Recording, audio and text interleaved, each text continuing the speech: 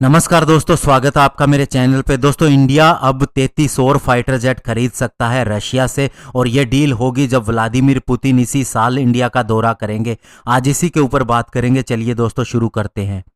तो दोस्तों, रशिया के फॉरेन मिनिस्टर अभी इंडिया का दौरा करके गए हैं, और इस दौरे में ग्राउंड वर्क तैयार किया गया है प्रेसिडेंट व्लादिमीर पुतिन की इंडिया विजिट से पहले, जो कि इस साल के अंदर ही हो सकती है। ऐसे में दोस्तों, उन्होंने बहुत सी ऐसी बातों पर चर्चाएं की जिसके तहत बहुत से वेपन सिस्टम इंडिया के अंदर बनाए जाने हैं, और बहुत से नए वेपन सिस्टम भी इंडिया के अंदर तैयार हो सकते हैं इंडिया की ज़रूरतों के हिसाब से।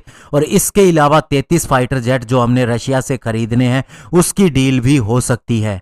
और आपको बता दें कि इंडियन एयरफोर्स का प्लान है कि वह 12 सुखोई 30 MKI रशिया से और खरीदेगी। ऐसा इसलिए भी किया जा रहा है कि जो भी हमारे फाइटर जेट दुर्घटनाग्रस्त हुए हैं, तो उन सभी को पूरा किया जा सके, और जितनी हमने एक स्ट्रेंथ मानी थी कि सुखोई 30 MKI की हमारे पास होनी चाहिए, वो पूरी हो जाए। तो ऐसे में ये किट के रूप में सप्लाई किए जाएंगे, और उन्हें इंडिया में ही असेंबल किया जाएगा, और नासिक प्लांट के अंदर जहां ये पहले बने हैं वहीं पर इन्हें असेंबल किया जा सकता है। और इसी साल हमने last 2 Sukhoi 30 MKI Indian air force को डिलीवर किए हैं, यानी कि इनका प्रोडक्शन पूरा हो चुका है। और अभी माना जा रहा है इन 12 सुखोई 30 MKI के लिए प्राइस नेगोशिएशन होना बाकी है, जो कि शायद हो सकता है कि प्रेसिडेंट पुतिन के आने से पहले ही कर लिया जाए, और जब वे इंडिया के अंदर आएंगे तो इस डील को फाइनल कर दिया जाएगा।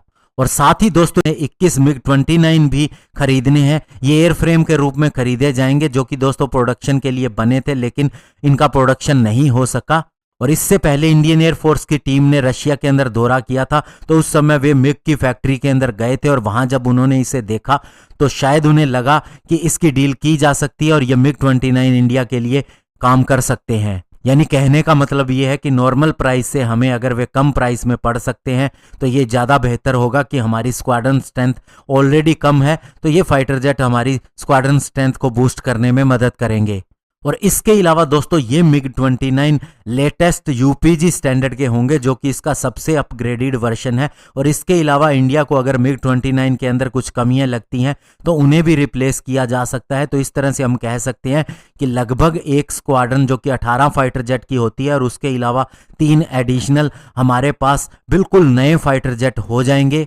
और इसके अंदर जैसी चाहें हम स्पेसिफिकेशन ऐड करवा सकते हैं, क्योंकि रशिया से ऑलरेडी हम MiG-29 खरीदते रहे हैं, और उन्हें ऐसा करने में किसी भी तरह की प्रॉब्लम नहीं होगी।